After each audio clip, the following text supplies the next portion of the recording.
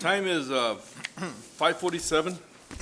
Today's date is June 28, 2018, and call this workshop of the Weslaco Independent School District to order.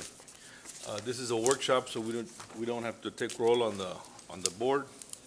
And that being said, I will turn this over to Dr. Canales. And the item on the agenda is 2018, 2019, the budget. Board of Dr. Canales. Trustees, Mr. Sanchez and various department heads and individuals have been working on the budget, the proposed budget for next school year. Mr. Sanchez will lead us through the presentation. Mr. Lopez, Dr. Canales, members of the board, I have left at your desk printout to the presentation for the budget. This is the third budget workshop for the 2018-2019 proposed budget.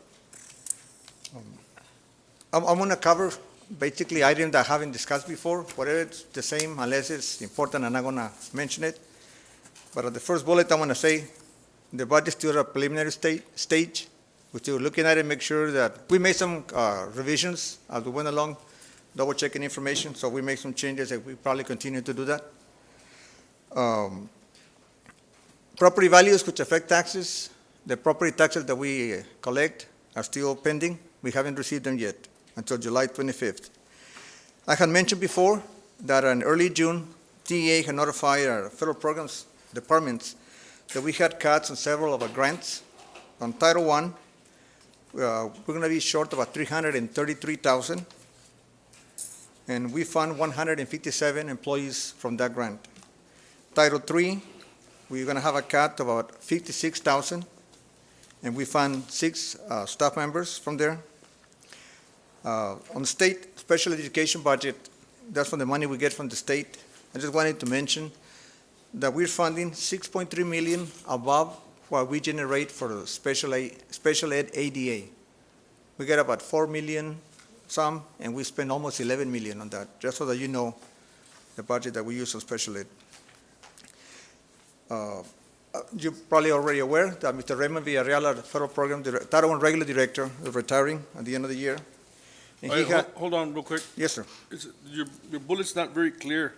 Which one? The one about the 6.3 million. Could you explain? It says our state ed budget funds almost 6.3 million. Oh, pardon. More than we received, sorry. I said I didn't write it. More than we received, yes, sir. Okay. Receipt from the state. Thank you. So is that a good thing or a bad thing? Well, it's a bad thing in the sense that we spend more than we get, that we don't have enough help from the state. Good that we provide for the needs of our special ed students, which we always want to do, and we always have, but we don't get enough money from the state. That is the bad part. Yeah, on that fund, the last page that you have shows that we generate $4.9 million, and we spend $11.2 million.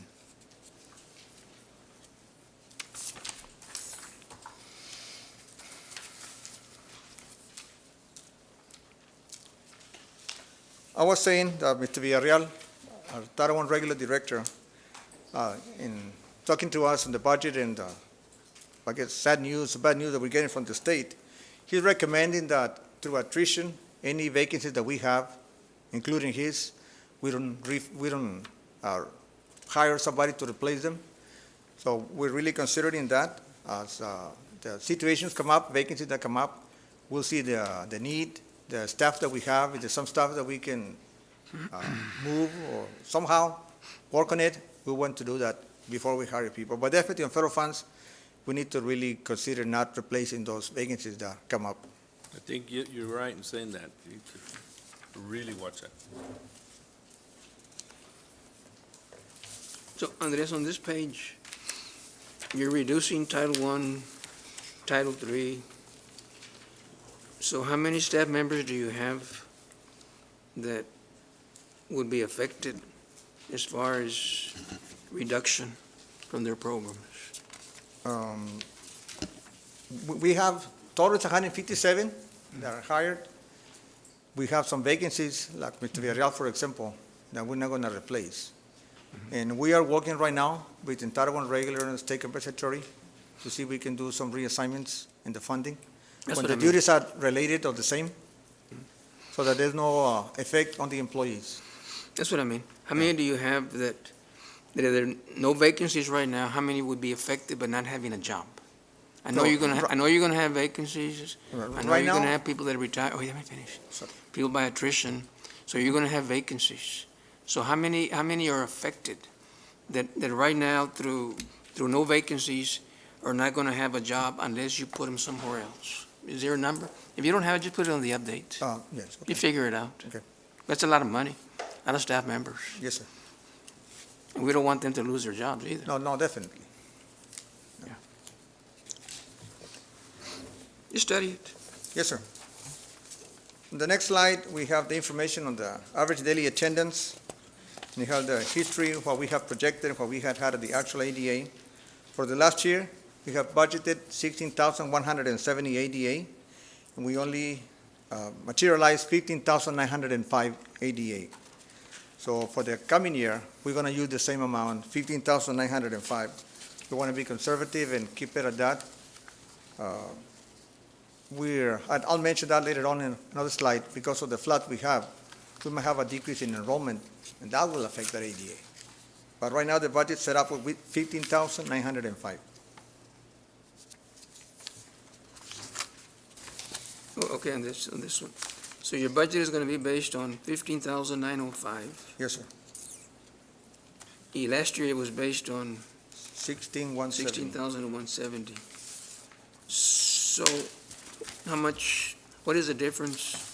About 2 million? $2 million? Yes, sir. So you're gonna receive $2 million less because of, Yes. you're gonna budget on 15,009? Well, based on the ADA, working with the formulas for this year, related to ADA and the different items that get affected, it was about $1.2 million, but we budgeted more interest income because the interest rates are better, so the effect wasn't as bad as the $2 million. Right. But I guess what I'm saying here is that there are also new TA formulas where when you do all of this, you're gonna get additional monies that you're not sure of right now. Because No. there's some adjustment, yeah, there's some But adjustments. that's what I'm Steady saying. adjustments, yeah. We're not losing the 2 million this year, so about Yeah, 1.3 that's what I'm only. saying. With the adjustments, it's gonna be less than that. Yes, And then work on your investments, on how you invest your money to see how much you can bring back to the board, work on your values and just things like this to generate more revenues. we will have an agenda item in July addressing that. Okay.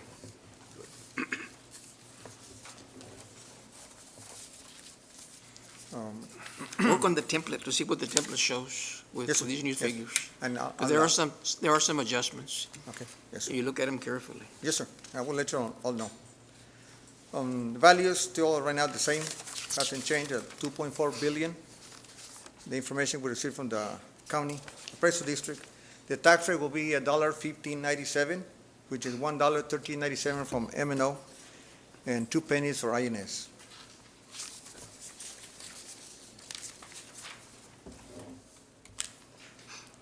The next slide, slide And then 5. On your INS, Yes, sir? you have 2 pennies. Uh-huh. So how much are you gonna have to generate to go back and pay the INS? Since the 2 pennies will not generate what you need. The 2 pennies generate about $1 million. And you'll need how much to pay it back? I don't think, for the payment of the bonds, almost 4 million. So this 3 time we million. had some money, we got extra money we got from TA. So we're only transferring 900,000 to the INS fund this year. And your fund balance in INS is Uh, zero? No, this year we have there's a slide here that I have. Because you collected We're zero. gonna end with almost 2 million fund balance on INS. So with the money that we're gonna get, the other million, that's gonna be 3, we're gonna transfer 900, and paying the debt, we'll end up with 100,000 at the end of next year. Okay.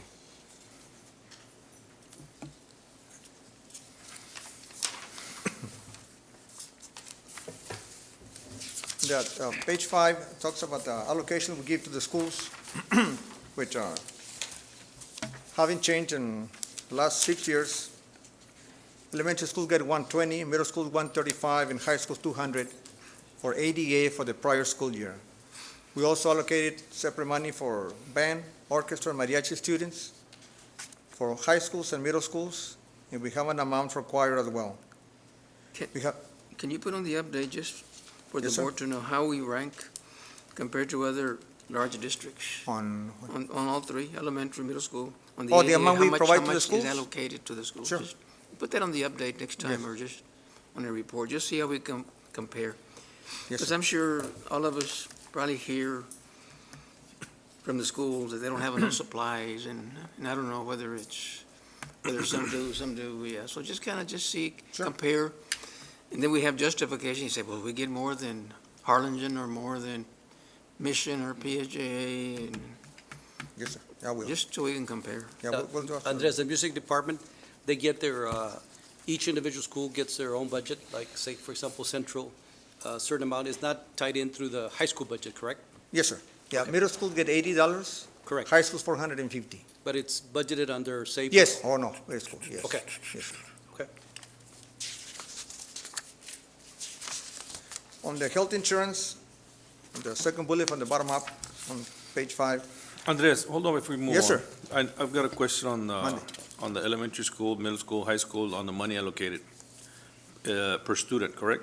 Per ADA, not per student. Per 88. So if they don't show up to school, you cut the money? Is that correct? Yes. Okay. That's what, And the reason we did it because ADA started going down. Right. We used to do it on peak enrollment per campus, not for the district. So every Okay. campus got the benefit of the largest enrollment they had, but the last 3 years we cut it to ADA because we're short. so it's been on ADA now? Yes, sir. Okay. And That's, it's on last year's ADA, ADA, right. correct? Yes, sir. Okay. okay, go ahead, I'm Go sorry. ahead. On And the, that's part of it. But it's been this way for many, many years. Yes, sir. So, eventually you gotta start, through inflation, prices go up, you gotta start adding a little bit more here. on which one? On the amount, the 120, 135, 200. So it It's used to been be this way higher. for many, many years. It used to be higher. Oh, did? when I started as CFO, Yes. I increased it because it used to be the same that we had when you were here. Yes. We kept the same numbers, and wait a minute, Yes. the schools are going up, we need to give it more, so I changed it to that. Okay, so you went higher. I went higher to So peak for the enrollment last, per how many years campus. has been this? The first 3 years, I did it in enrollment, the last 3 years has been on ADA, because that's when we started losing ADA. When we started And- gaining it, we'll go back to the other And one, like yes, sir. Dr. Rivera mentioned, compare with the other school districts. If we're okay there compared to other school districts, then, fine. But if other school districts are a little higher, then I believe what Dr. Rivera is saying is correct, to increase it a little bit, depending. Yes, Okay. as the funds become available, we will. yes. Right. But Yes. compare apples to apples. Oh, we will. When you do When- this. There was an article in the paper that had a survey about 3 years ago, and it showed that only, I think, Mission and Sherryland, for either middle schools or high schools, had an amount higher than we did. Everybody else was Good. lower. Brownsville had $80 for the high school, And something now- like that. Correct. Dana was the second highest, and they were Yeah. below us. And now were we higher. have justification. No, but we will. Okay. Yeah, we've had some presentations, doctors, where it shows that we're right up there with, if not higher than everybody else on the money. Okay, on the health insurance, second bullet from the bottom, we're proposing an increase of $15 from last year. Used to be $470 per employee per month. We're raising it to $485. We're hoping that that's enough to break us even. And I guess as claims come up for the rest of the year, we're using claims through April, and we thought that would be pretty close. Hopefully that's enough. We'll see how that develops. On page 6, I had mentioned last year, when we were considering the increase of INS taxes of 2 pennies, that we said when we generate, with those 2 pennies, we generate 1 million between taxes and state aid. We get that money, that's money that we can keep in the local maintenance fund by not transferring to the INS fund. That money, we can use it for several items that we discussed. We were not able to do that due to the loss of ADA. We had to use it to balance the budget, so we're not able to do some of the things we said at the time.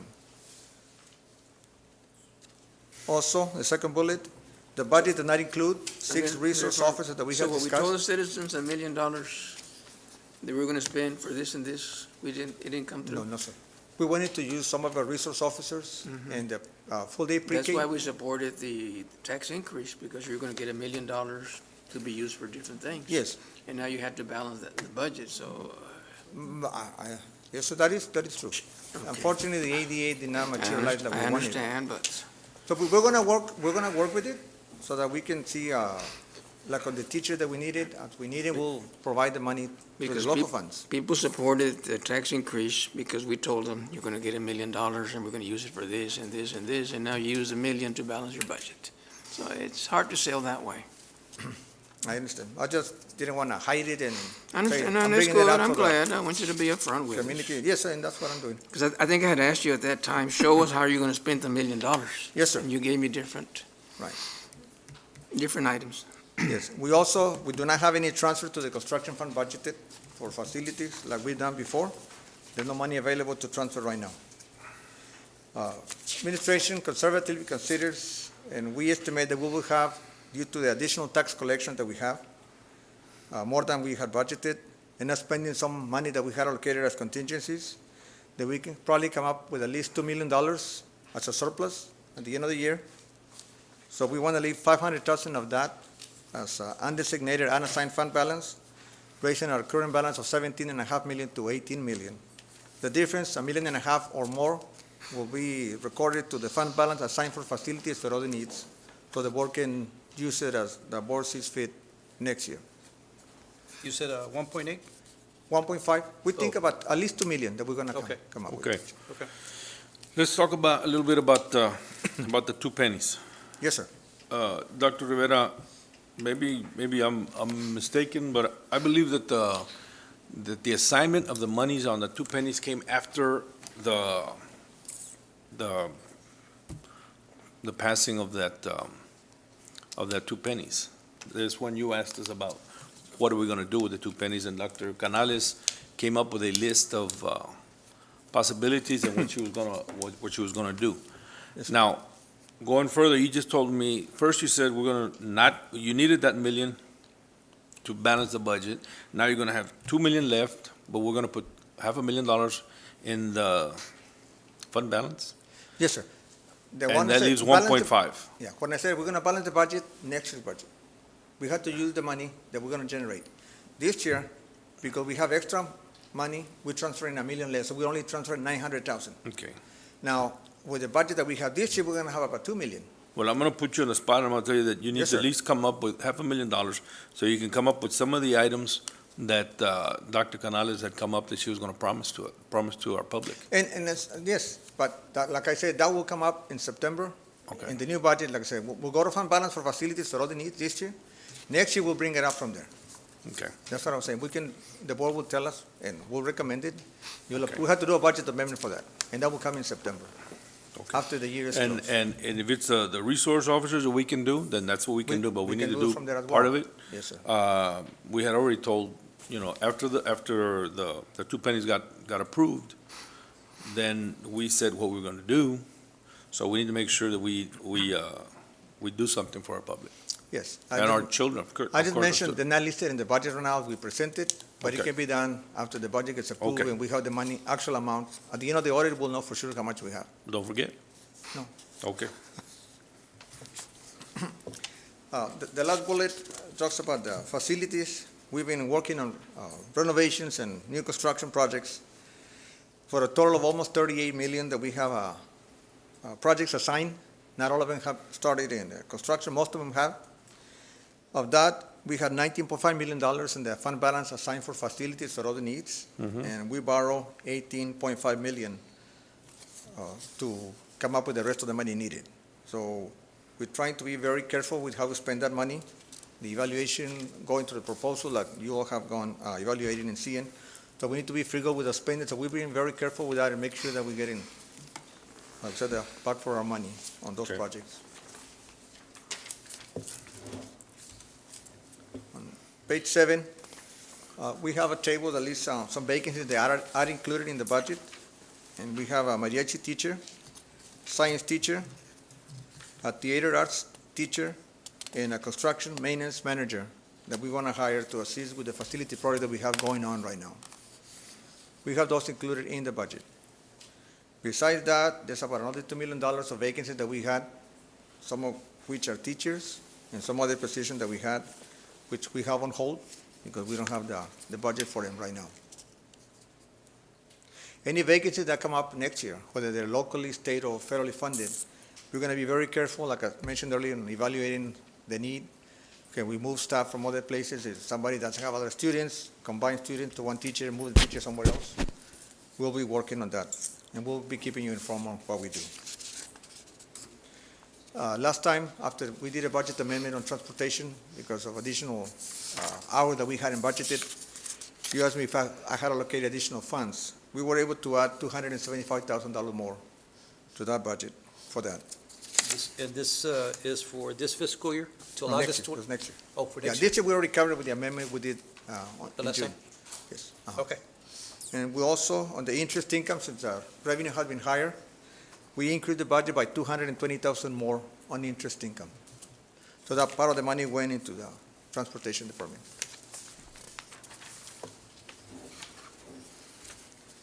And as I had mentioned before, we need to state, and we do, that the state compensatory education budget includes NAT funds to provide for accelerated instruction of students that are at risk of dropping out of school. That's first priority on the state compensatory education budget.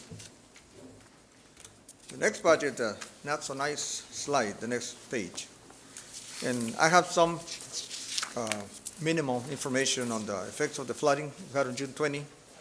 There's another presentation in the special meeting later on. But I wanted to mention that approximately 3,500 students from Weslaco were affected by the flood. If their families were to relocate to other cities, that would tremendously impact the district's enrollment in ADA. That would decrease our state revenues by large amounts. And I just put an example here. If out of 3,500 students we were to lose 1,000 ADA, that would represent approximately $7.5 million of less revenue. So I don't know what else to say other than that. We hope the students don't move and we're able to, the students, their homes able to get help so they don't have to move. And we'll work whatever we can from the district perspective on that. We also had damage at Roswell Elementary, at the food service department, which is located at Roswell Elementary, the warehouse, transportation department, the facility and vehicles, buses, Weslaco East High School, the gym floor, the maintenance department, vehicles are affected a lot. And the energy management department, there was only the HVAC filters that were affected. Not all repairs or replacements of equipment or vehicles are covered by insurance, so we're gonna need to spend some money on that as well. How many buses were affected or vehicles? But we For have the more flood. information on that. Oh, you do? Yes. Okay. It's a presentation, it's a special meeting for Okay, that. no problem, no problem. The next two slides, On that part, can you compile later on yes, sir, what are the expenses not covered by insurance? yes. More or less, just give us an idea. Is it 100,000, 200, or what is it that now we need to go out there and repair and fix? Just to give us an idea. Mostly, Dr. Rivera, those would be deductibles that we would have to meet, but as soon as everything is tallied up by the underwriters, we'll give you definite numbers. Good. Slides 10 and 11 show some calculations we did on pay raises.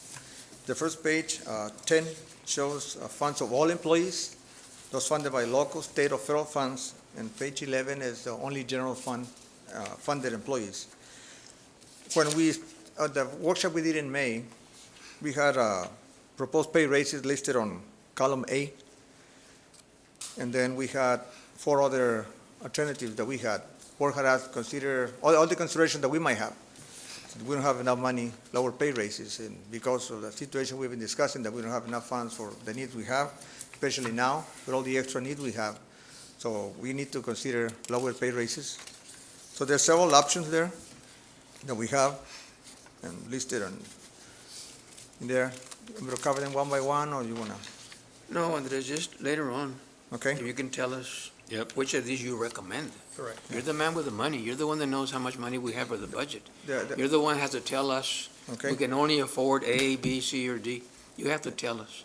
I do have a recommendation, and it Okay. has 2 options. Either the last one, column E,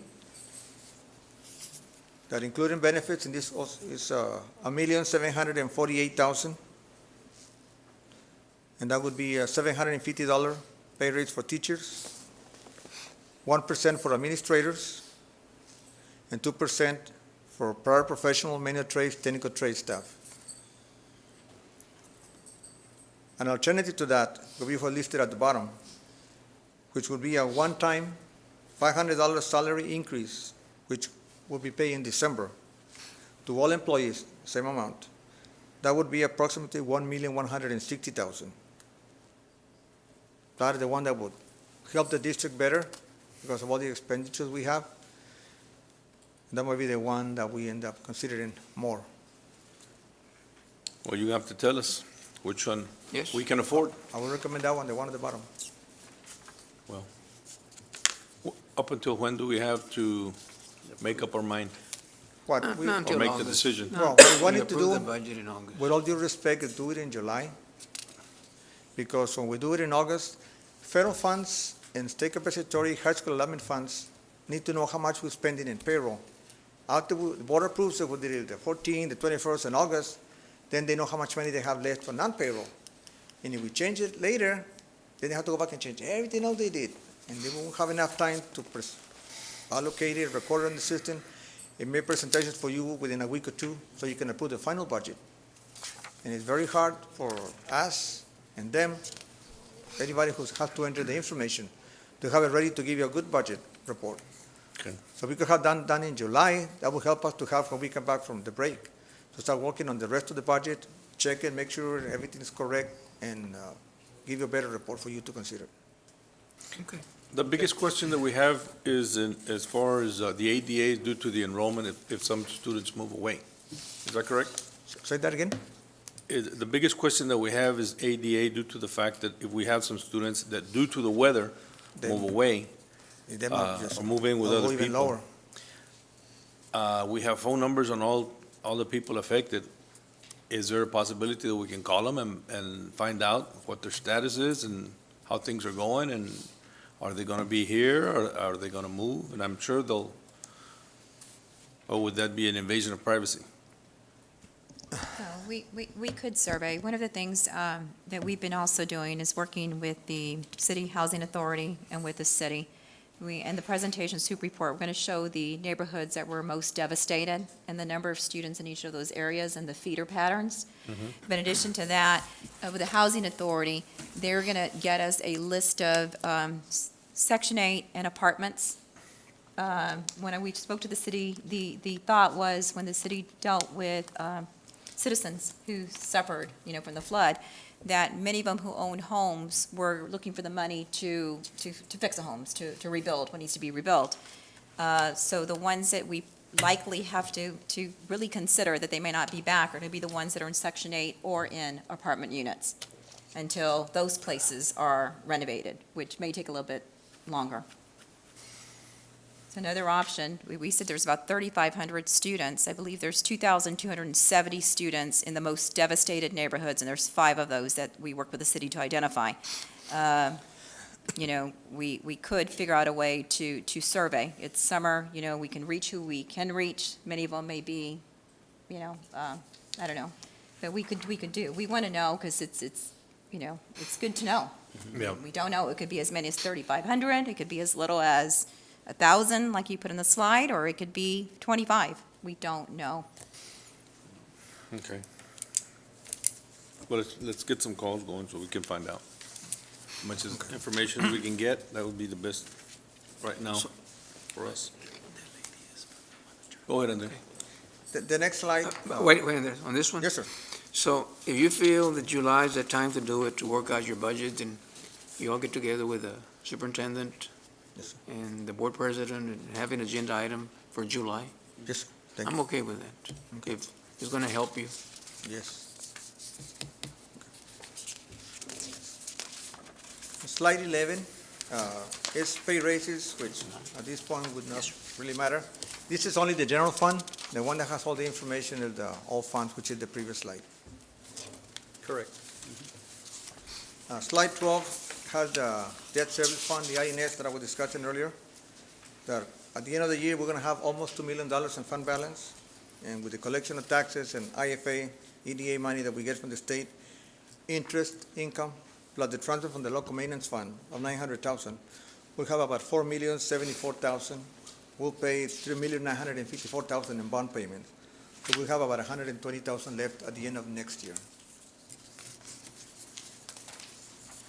And the next slides, next one is ADA, which shows the ADA we had in the past, that we budgeted 1,595, and indicating that we might have a reduced ADA because of the impact of the floods on school district students.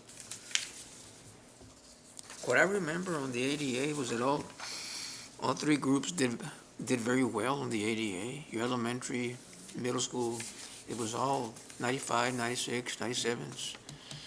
So that was, I think I mentioned that at one of the meetings. That was real good what the schools did. Yeah, one of the report that we presented, Dr. Rivera, shows numbers like that, but when it comes to the elementary schools, it shows the percentage of attendance of the students that we have enrolled. But the students on pre-K, only half of them count for ADA purposes. So those numbers were not completely accurate for ADA funding purposes. But you gave us a percentage. Yes, of the students that are enrolled that were coming to school. But for funding purposes, No, I understand. pre-K less. Right, that's why, But the percentage was good, though.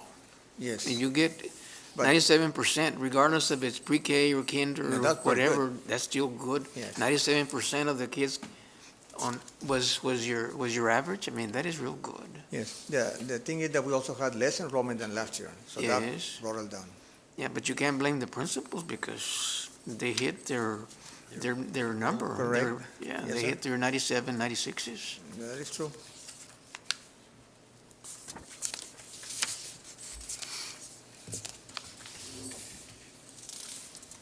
The next slide shows the enrollment. For last year, we had a peak enrollment of 17,446.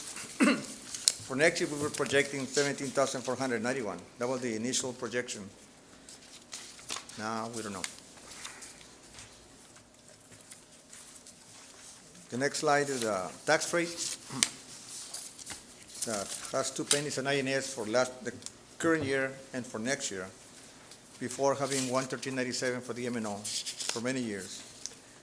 And the last slide shows the summary of the budget that shows for the general fund only, a total of $171,326,000 of revenues.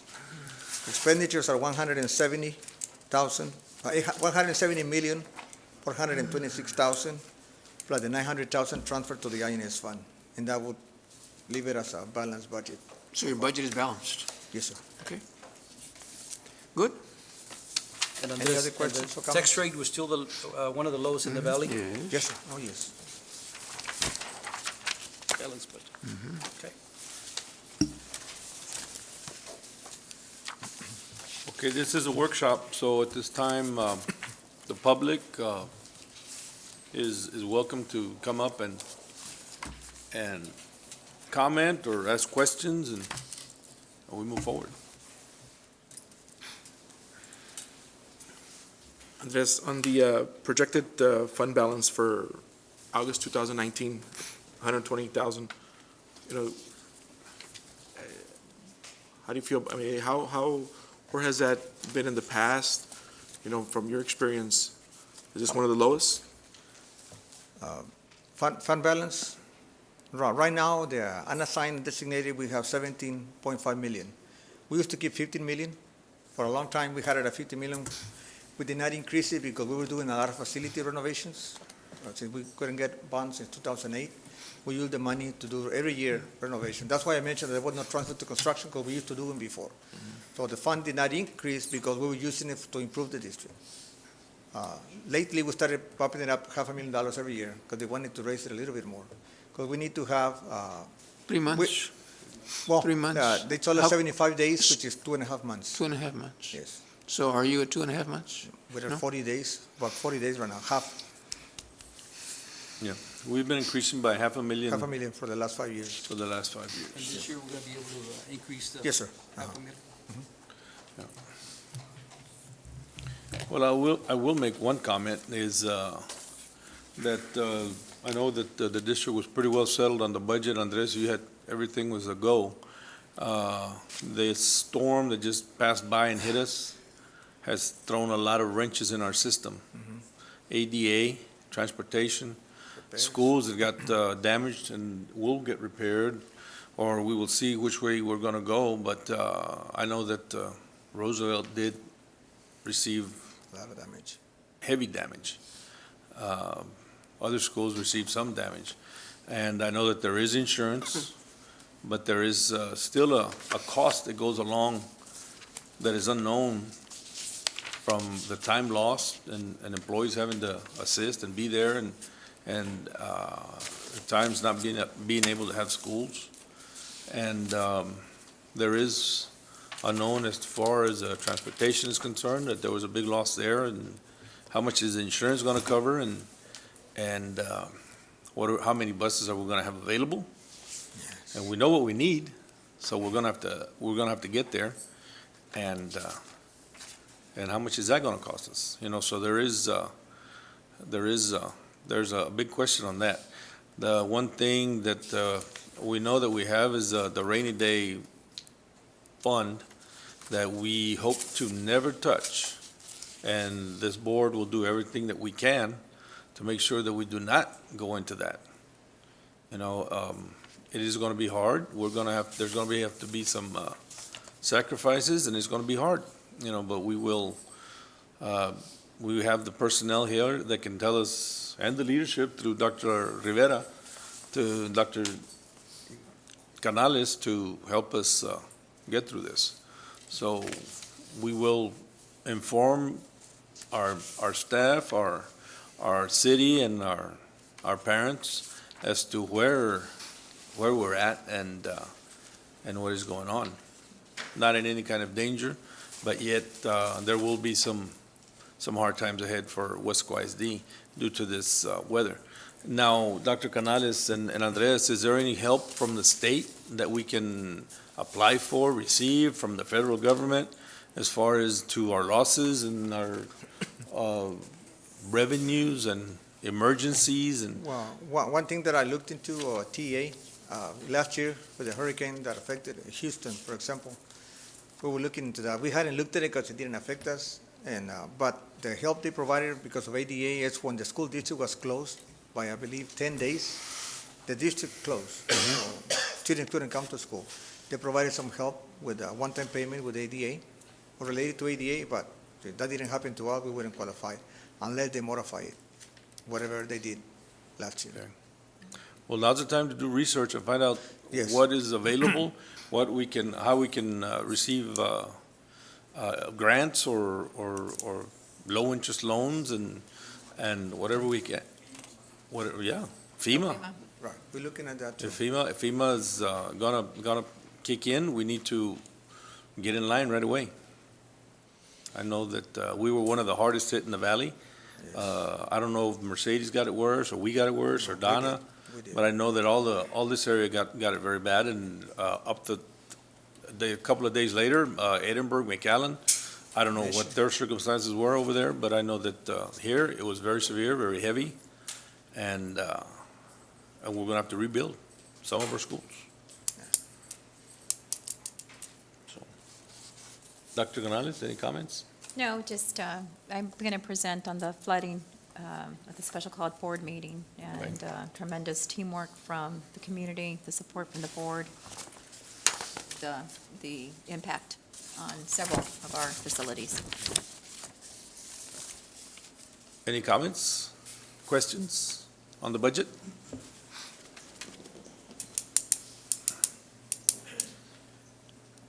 In closing, I will say that our hearts and our thoughts are with the families that got affected by this flood. And may they have the strength and everything they need to rebuild and to prosper. Our hearts are with them. The time is 6:27, and this workshop is over.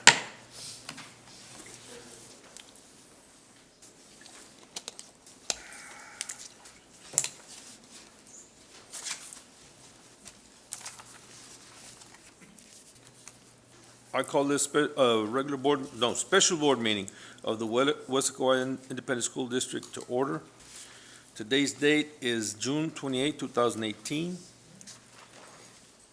Item number 2 is establishment of a quorum. Let the record reflect that we have Dr. Jaime Rodriguez, Dr. Rivera, Isidoro Nieto, and myself, Erasmo Lopez, which constitutes 4 as a quorum.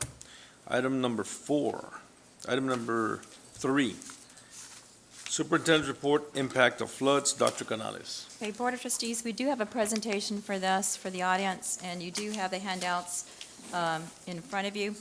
So, first of all, we do have a quite number of individuals of our family, both our students, the children, and our staff. Approximately 2,132 homes were damaged, and we got this information from the city on June 20th, 2018.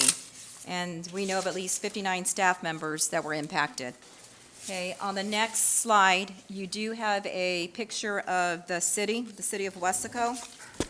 The areas most devastated include, number 1, the Las Brisas subdivision, where we have a total of 462 students enrolled in Weslaco ISD that live in that subdivision. Number 2, Center Point subdivision, we have 301 students that live in that area. Number 3, from Old 83 to Expressway 83, we have about 1,202 students living in that area. Number 4, North Expressway 83 in Texas, approximately 231 students in that area. And 5, Cornerstone Meadow with 74 students. So most devastated, a total of 2,270 students. There were other areas in the city flooded where we had students enrolled.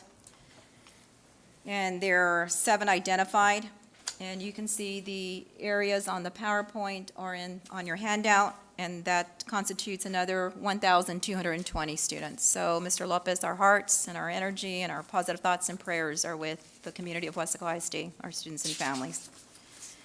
The next slide, there's a summary by campus on the number of students. We looked at which campuses do those students attend, and as you can see, we have 548 students that attend Weslaco High School, 432 that attend Weslaco East High School, 390 that were attending Sam Houston, 353, I'm calling out the larger numbers, that attend Central Middle School, 293 at Memorial, 358 at Rico. So we had a lot of students and families. On the next slide, there's a staff impacted. Again, there were 59 total. Summer school program, we did cancel 3 days for elementary school and middle school. That was Wednesday, June the 20th, Thursday, and Monday. Largely due June 20th because on that Wednesday, because of the flooding, Thursday, still flooding, bus situation where we didn't know how many buses we could run, and then Monday, we needed more time to get our buses running to pick them up. High school, we had a 2-day cancellation of summer school. Project Smart Migrant Program was canceled on Wednesday and remained closed. It's supposed to end today, but it ended last Wednesday. Enrichment programs, we didn't have buses ready, so that's our fine arts programs, our technology programs, our pre-K academy. Parents dropped off students at those programs from this Tuesday to today on Thursday. It closed today. We did appeal to our commissioner and our service center. Mr. Elias Trevino helped out with this. Our commissioner waived the bilingual pre-K and kinder summer contact hours. There's 120 contact hours required by statute, and he did waive it for our area. So far, what we know about technology damaged, we have about $79,000, almost $80,000 of damaged technology at Margot, Roosevelt, library services, food service, transportation, and warehouse. So we'll update you if we find any more. Insured? At these areas? Yes. We had several district facilities impacted. I'm going to show some slides. I'm not going to talk a lot, just of pictures.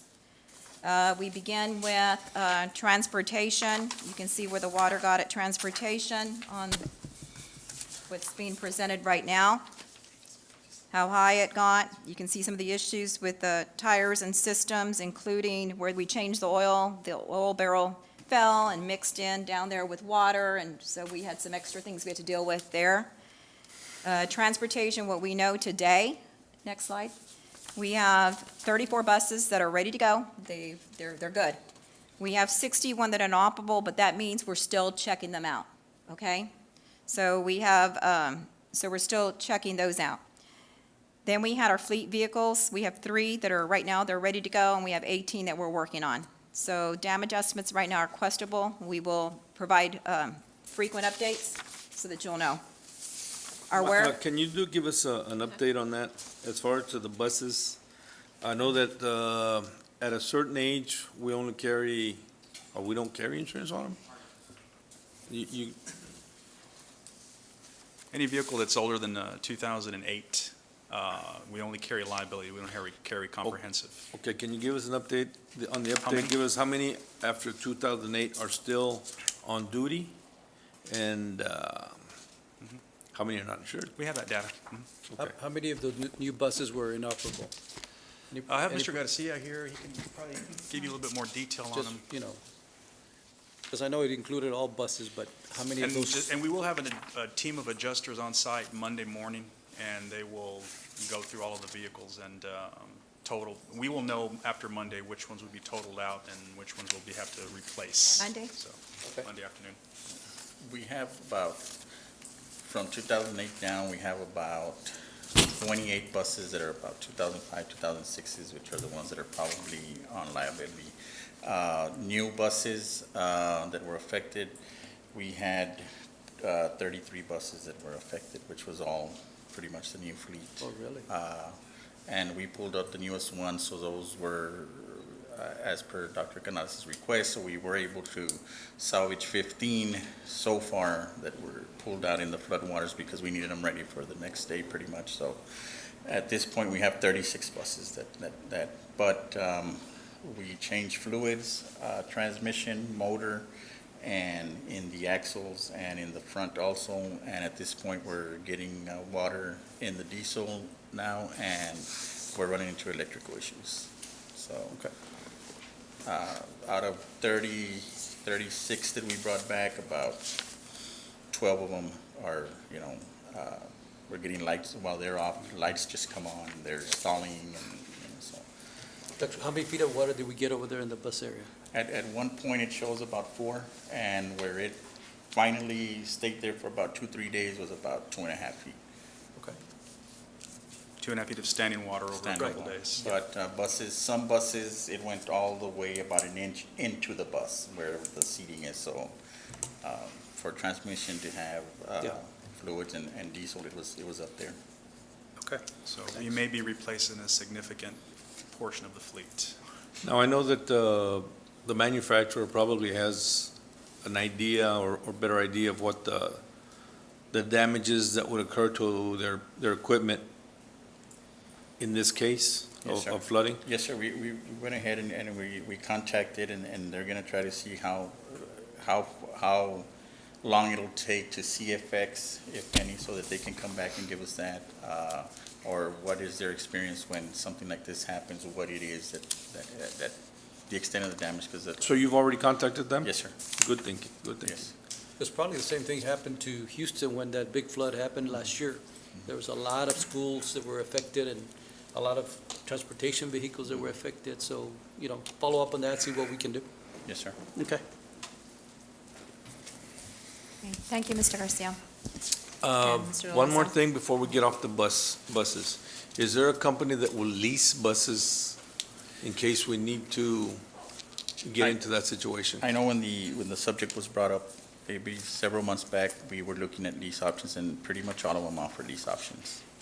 But is that long-term, or is that just a, It depends on us. They go 3, 5, 7, and 10 years. It just depends on us. I'm talking 6 months?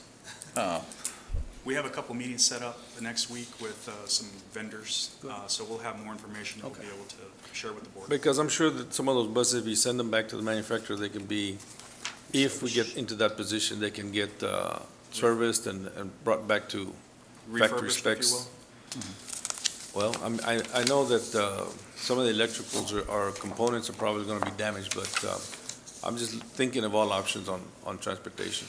I know that come the start of school, you're gonna need about 100 buses, so We need 87 to operate. 87. Total, and then 13 or 14 spares for sure, so. yeah. So 100. So 100 buses. You need 100 buses. Okay, we'll start looking for options because we don't want to be, We will explore our wait options. till the last minute and then say, well, we don't have buses. I mean, we need to have the buses We'll make sure to explore everything. and running Thank you. and safely. Okay, the next heavily hit was the warehouse. I don't think this had happened before, Mr. Benya? No. And as you can see, Mr. Benya's here, and all staff has just been around the clock at evenings, Saturdays, Sundays, working and trying to get in. So really appreciate all of you. So the warehouse, major damage, it went up to the first shelf, you said? That's correct. The first shelf. We went out and looked at it. There's some pictures. You can show the next slide. Of just the damage of the warehouse, including, some of the records that we're required to keep for a certain number of years, trying to dry out and log those, and getting guidance from TA as needed on that. Are any of those records scanned and then kept? Most of the records that were damaged on the floor are non-permanent, Uh-huh. so we're in pretty good shape there, sir. And I was talking to, for example, Dora Peña. She said that they have electronic backups. These are the hard copies, so we're in pretty good shape. I mean, obviously, I don't think it's worth restoring, but they're non-permanent, so all we have to just kind of just wait till they write out their expiration date, and then we'll be okay. So, all our permanent records are getting scanned right now, and none of those were affected with the flood. Would it be a good idea to start scanning everything? Absolutely, sir, but unfortunately, we need manpower and equipment, and obviously, I understand the financial hardship we're experiencing, but yeah, that would definitely help. Well, we'll look into it and let us know what that Yes, would sir. Thank you. encompass as Okay. far as manpower and equipment and stuff like that. I don't know if that's all the Yeah, slides. There's a couple of slides. Can we forward the slides for the audience? We also had okay, so then that was the warehouse. We also had some vehicles there, 8 total, and 7 are fully operational, right? We just took one big hit in one of our large delivery trucks. I was kind of surprised. I actually thought that would fare best than most, but it'll fire up. It just won't get in gear. So I'm thinking the same thing. I was talking to Lupe about it, Mr. Garcia. It's the water in the transmission or possibly in the differential, so, but that's the only one that is inoperable right now. Okay. Maintenance also had water and vehicles that we were looking at. 14 right now are working, 17 are pending. So we're taking a look at the 17. So that's another department. I don't know if you have any questions about that. You have Mr. Garza here. No, I'll go on. Weslaco East High School, the gym. I understand this will be the 3rd time it needs to be replaced. This damage estimate's about $100,000. And so you can see from the photos there, just removing the gym floor again. The heaviest, I guess, hit facility was FD Roosevelt Elementary School. We do have a video, Board of Trustees, you can see it, but just so you can see how the water, if you want to get up, or if maybe you can see it. Yeah, we can see You it. click, okay, so you can see how high the water got. This video was taken by our new videographer, Ms. Segura, when we were out looking at sites on June 20th.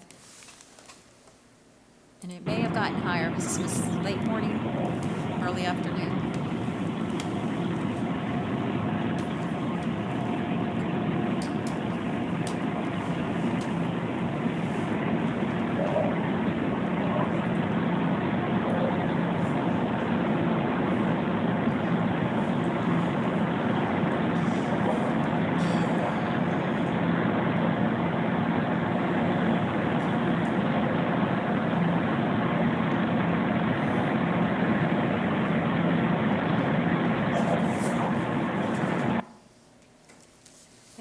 So, and then we have some other pictures at FDR. It was about was it 2 feet, not 3? It was about inside the building, right? About 2.5 feet inside the building. Buildings B, the library, the cafeteria, and the area we have Head Start were the ones, and the food services there were heavily impacted with floods in the rooms. So there's some pictures of FDR. There is a picture I want to stop on, if you'll advance the slide, Mr. Martinez. I'm going to stop at, go back one, at this one.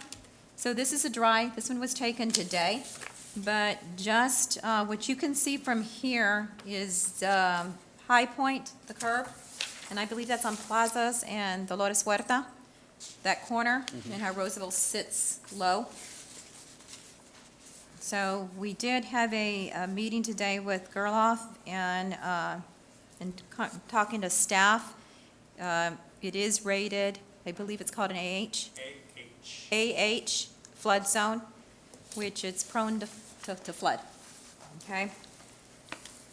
Food services facilities is also at Roosevelt FDR, and they did have some vehicles.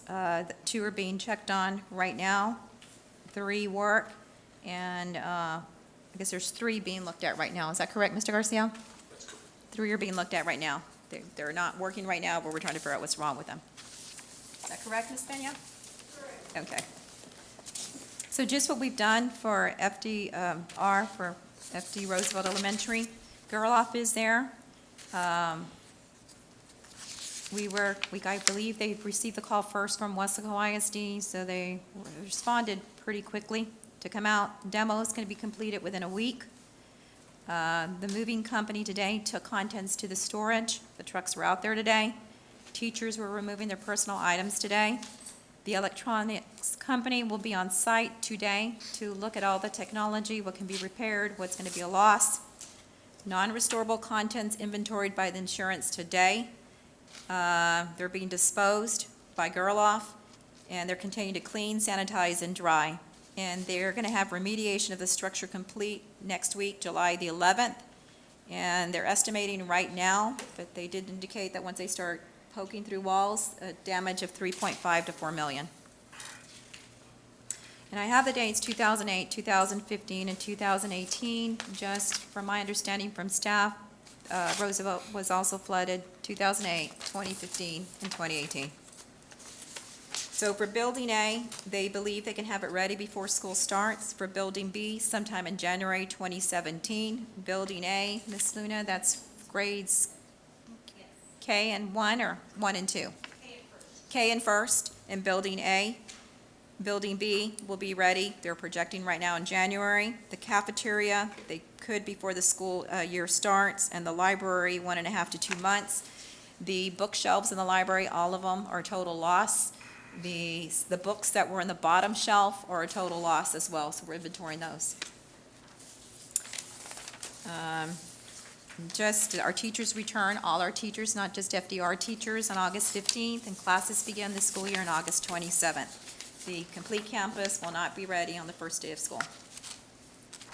Okay, and then for the rest of the presentation, these were the ones that were most devastated, but we had problems with water intrusion at Memorial, at Rico, just quickly advance, Carlos, at Gonzales, at Airport, at B. Garza, at Galvio CT Complex classrooms, at the Ag Farm, at the Special Education Building. Disaster relief, the team cabinet, great team. We did have an emergency meeting on June 21st to discuss a plan of action to include summer school. We had to close down the summer school at FDR and move it to Northbridge, so everybody worked together. Sam Houston Elementary, we did, at the city's request, open it up as a Red Cross center. That was one point that Red Cross could get to, accessing it through at least one street. So we were there, staff was there, Ms. Segura, Mr. Aguilar, their staff was at home, stranded because they couldn't get out. And we were there until 10:30 that evening until Red Cross did get there. Mr. Lopez, you were there, so thank you. It was a pretty gloom situation, but everybody was blessed to, be alive, and we were helping each other out with socks and clothing. So that was a Red Cross shelter for a couple of days until it moved to First Baptist. Another Team Rubicon, we did enter a facilities agreement with them. They're an international disaster response nonprofit that consists mostly of veterans. They've helped out. We did call Wimberley ISD, where they had the flooding when the Blanco River crested, and superintendent and a board member said they were lifesavers for the community, so they're here. We talked to Dr. Rivera and to Mr. Lopez about it, and we just used a standard facilities agreement for it. So they'll be here for a couple of days. Weslaco ISD is a great place. It's a great team. We have our own flood relief that Mrs. Erica Garcia is leading, so that we can do more for our families that were impacted and our staff. Dr. Canales, I guess you'll have a plan of action for students for FDR Roosevelt for the beginning of the year with your cabinet later on, I guess? We will be working on it. Okay. We know we're going to have to do something, and we also have the ELF and with Head Start at built, it's not going to be ready either. Okay.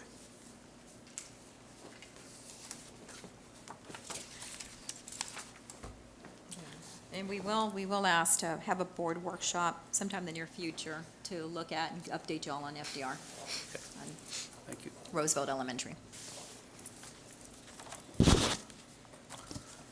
Again, that's a lot to put on your plate and on our plate, and a lot of work to be done to work through this. Again, like we just had a workshop on the budget, a lot to work through.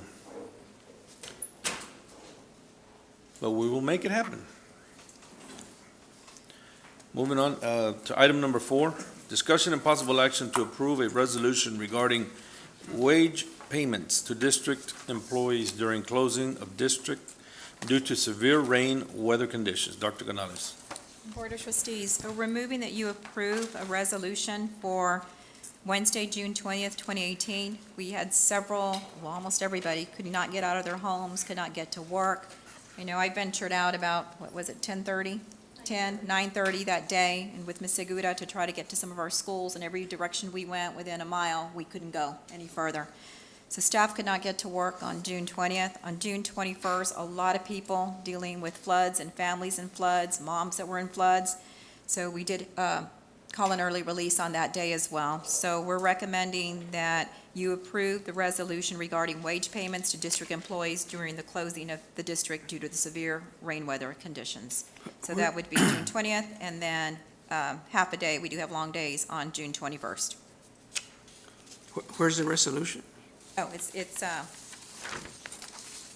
says, whereas the Weslaco Independent School District of Trustees acknowledges that during an emergency or unforeseen closing, most district employees are instructed not to report to work. The board concludes that a need exists to address wage payments for those employees. Whereas Weslaco ISD employees who are instructed not to report to work due to an unforeseen closing suffer a loss of pay unless the workday is made up at a later date, the board concludes that continuing wage payments to all employees, contractual and non-contractual, salaried and non-salaried, who suffer a loss in pay due to an emergency or unforeseen closing, serves the educational and public purposes of maintaining morale, reducing turnover, and ensuring continuity of district staffing when the Weslaco ISD reopens. So we're asking for this for employees instructed not to report to work on June 20th, 2018, And be paid. and leave a half a day. Right, yes, sir. And be paid for the day and a half. I'll make the motion to approve. Second. I have a motion by Dr. Rivera and a second by Isidro Nieto to pay our employees for the lost time. I for one know that I couldn't get out of my house. I did not get flooded, but everything around me, there was 3 feet of water, and I could not move around. And I have a big truck, so I think this is a correct thing to do, and Now, Dr. Canales, why is it a day and a half and not two full days? Was it Wednesday and Thursday? We had a total of 589 employees that are in contract, or the work calendar at this time of the year. We had how many that were able We to come in? had 344 employees that did show up to work on Thursday. So they did work the full day minus the 3 hours that we released early.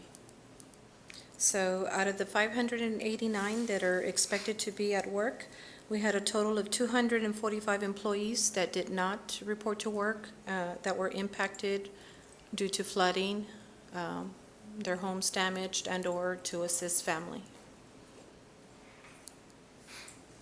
But they are being paid the 2 days, Wednesday and Thursday? Yes, sir. Yeah. Tuesday, okay.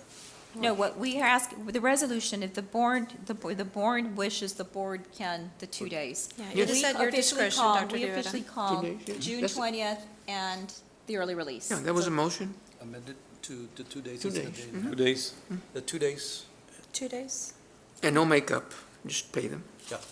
Okay. So the 2 full days, or the full day on the 21st, despite there being half a day of work, and then, I mean, the resolution can be amended to right. Okay. reflect that. So we need to amend the resolution. So we'll go ahead and amend the resolution to reflect payment to all staff for 2 full days, and we will go ahead and present that amended And no need item for to the make up. next July meeting. Now, you know, if the board approves it now, then we can make the changes The to it, and then revisions. just have the board president, and I believe the board secretary that Sign it. execute. Yeah. Okay. Okay, do it then. Thank you.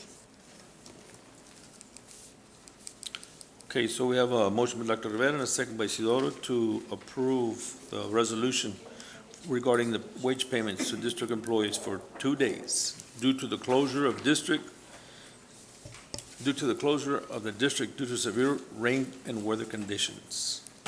All those in favor signify by saying aye. Aye. Aye. All those opposed, say no. Motion carries.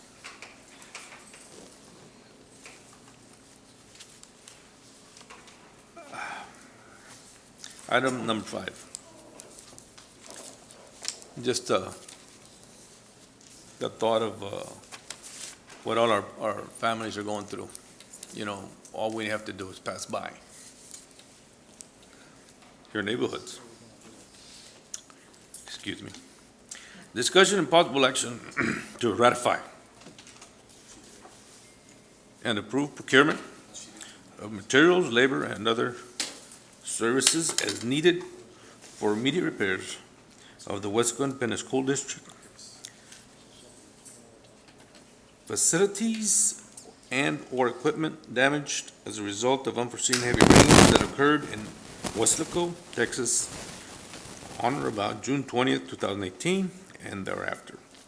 Under the authority of Texas Education Code, Section 44.031H. Dr. Canales. Board of Trustees, given the floods on June 20th, we consider this an emergency situation that our district is now facing. We want to, as administration, procure those goods and services that are needed to fix our facilities, to replace equipment, to get our vehicles ready for our students. We're asking that we be allowed to procure them without following the normal procurement methods prescribed by law. This is allowed by the Texas Education Code. We would come back, we'd keep you informed. We'd come Motion, back and yeah, ratify. we have to do it. Motion to approve? We have a motion by Dr. Rivera and a second by Dr. Rodriguez to approve the emergency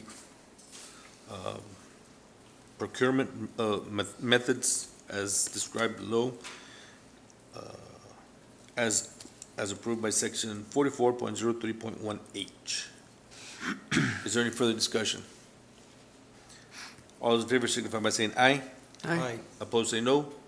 Motion carries. Item number 6, discussion and possible action for the board to consider approval for the purchase and installation of coils for the chillers at 3 campuses in Department Central Middle School, Roosevelt Elementary School, and the Performing Arts Center. Dr. Canales. Board of Trustees, on February 13th, 2017, you approved the HVAC systems upgrade district-wide as part of the priority facilities projects for the district. The replacement of the chiller coils is included in that project. Buy board quotes have been obtained from 3 vendors.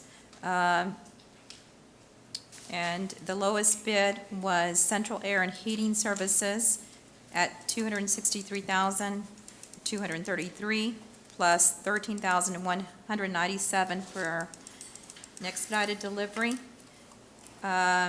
This also requires the services of a professional engineer, and this is by law.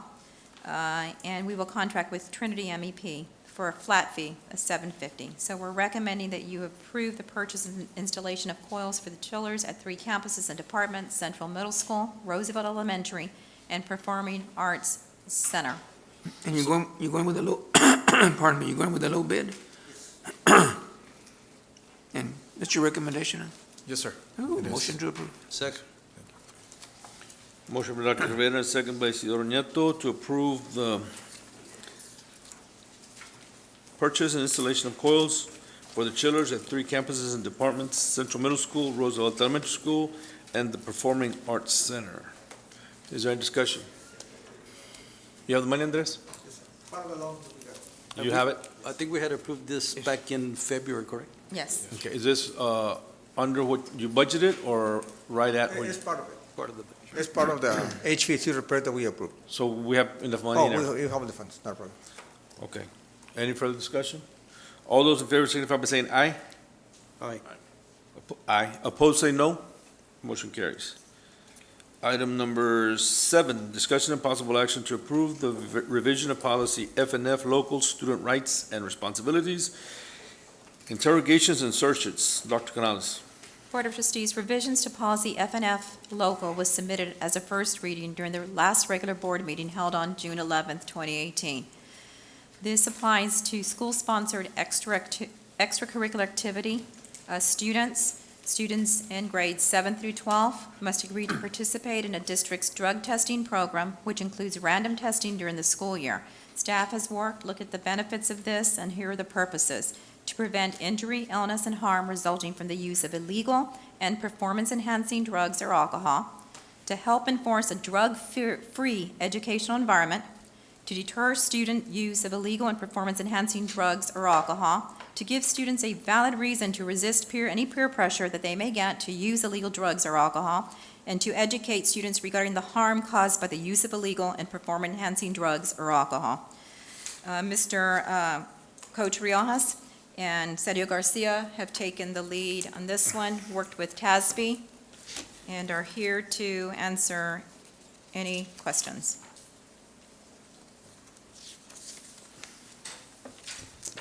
I believe other districts have already started this program. Correct. Who would that be? Yes, sir. I've got a list here of schools that are currently running a program. Some of the schools are Roma ISD, Sherryland ISD, Mission, Lyford, Port Isabel, Raymondville. Did you make contact with these, did you make contact Yes. with, what was the outcome and what was the feedback? The feedback that we received was very positive. They feel that the program has had a very positive impact on their programs. Of course, the positive turnout is very, very low. Some haven't had any, which is a good thing, but they feel that they have had very good positive results, a good change in culture when it comes to the drug testing. Dr. Canales, you support this? It's something, Board of Trustees, that we heard at the parent coffees. We had parent coffees last fall that we heard at that. We do want a drug-free environment. We want our kids to understand the dangers of drug use. Given that the data from the other districts shows that the test results are coming, they're not showing that kids are using the drugs. It serves as a deterrent. Yes, correct. We still have a lot of work to do in terms of communicating, in terms of developing the procedures, but this would be a first step. It also does support one of our goals on engaging learning environments. Coach, how are we going to make sure that it's going to be a truly random process? Right, so One of the plans that I'm looking at right now is I really want to mirror the UIL plan that we did a couple of years ago when we were doing the UIL steroid testing Correct. program. And basically, we had a format to where we would submit the names to the UIL or to their drug testing agency. That agency would select the names. We didn't know who the names or who the students were until the day of the exam. And so we were instructed to select a drug testing administrator on campus, and he would be the only person to know who these kids were on that particular morning. And then also, that gentleman or that lady, principal, would get with security and of course, start retrieving the kids to get to the gymnasium. And that's exact same format that we're following, or we want to follow, and that's what we're working on right now. Yes, sir. To remain 100% unanimous. Ivan, is there any issues? And I know we've talked about this before. You've checked this out. Everything's okay? Yes, I mean, it can be challenged at any time, but the Supreme Court has already, the U.S. Supreme Court has already ruled that if students are engaged in something extra, that we can test them, and so this falls in line with that. Okay. And Dr. Canales, you support it? The administration, sir, we are recommending that we approve the policy F and F. So moved to approve. Second. We have a motion by Isidoro and a second by Dr. Rodriguez to approve a revision of policy FNF, local student rights and responsibilities, interrogations and searches. Is there any further discussion? Oscar, how many athletes participate, would Well, you say? Good question. We have been working on this, trying to get the ball rolling a little bit, and just kind of giving ourselves, preparing ourselves. So what I've done is I've been working with technology as well, Carlos Okay. Martinez and his staff. So we did get some preliminary numbers, or really, Right. really very functional numbers from the previous year. And we have a grand total of roughly about 4,000 students district-wide. This policy is not just going to be for athletics, it's going to be for anybody that's involved in extracurricular activities. Correct. Band, cheer, UIL, academics, you name it. So we did generate a list from technology on students that were actively involved last year or were enrolled in those courses last year. So we have a very good number.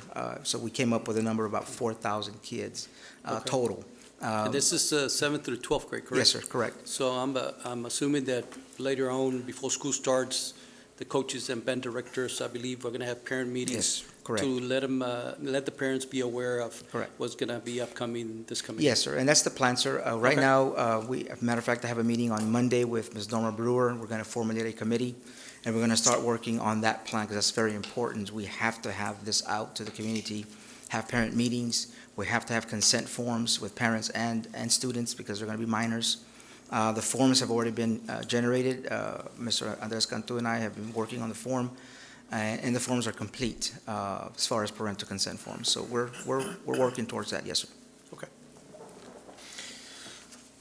Well, I know that our kids, our athletes, and anybody involved in extracurricular or activities, are said to be productive citizens. Yes, sir.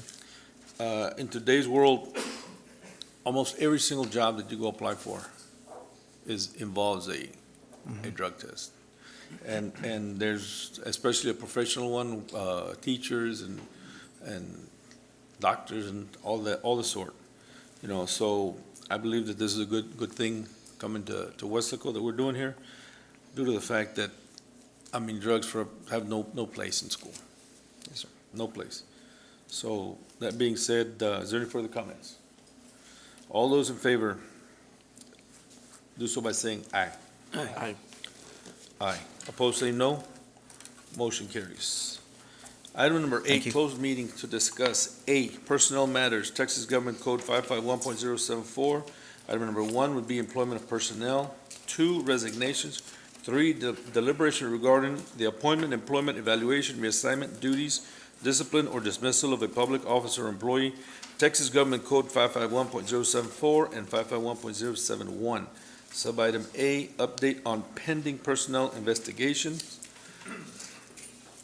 B, conduct level 3 grievances by M. Kovacevic pursuant to Weslaco ISD policy DGBA local.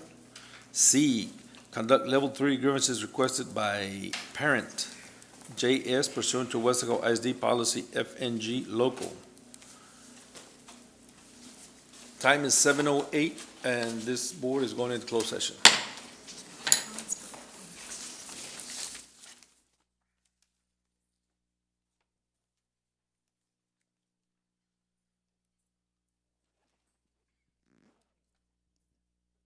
(7:40) and we're back in open session.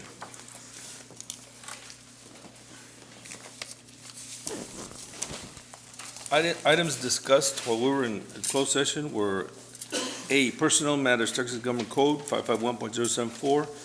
Number 1, Employment of Personnel. Dr. Canales. The Board of Trustees, we recommend that you approve the employment of personnel as discussed in closed session. So moved. Second. We have a motion by Dr. Rodriguez and a second by Isidoro to approve as presented, employment of personnel. Is there any comments? All in favor, signify by saying aye. Aye. Opposed, say no. Motion carries. Item number 2, resignations, is a non-action item. Item number 3, deliberation regarding the appointment, employment evaluation, reassignment duties, discipline, or dismissal of a public officer or employee, Texas Government Code 551.074 and 551.0701. That is also non-action. Then moving on to item A, update on pending personal investigations, also non-action. Then we move on to B, conduct level 3 grievance requested by M. Kovacevic pursuant to Weslaco ISD policy DBGBA local, non-action. Item C, conduct level 3 grievance requested by parent JS pursuant to Weslaco ISD policy FNG local, also non-action. Item number 10, adjournment. So moved. Time is 7:42 and this meeting is finished, concluded, done.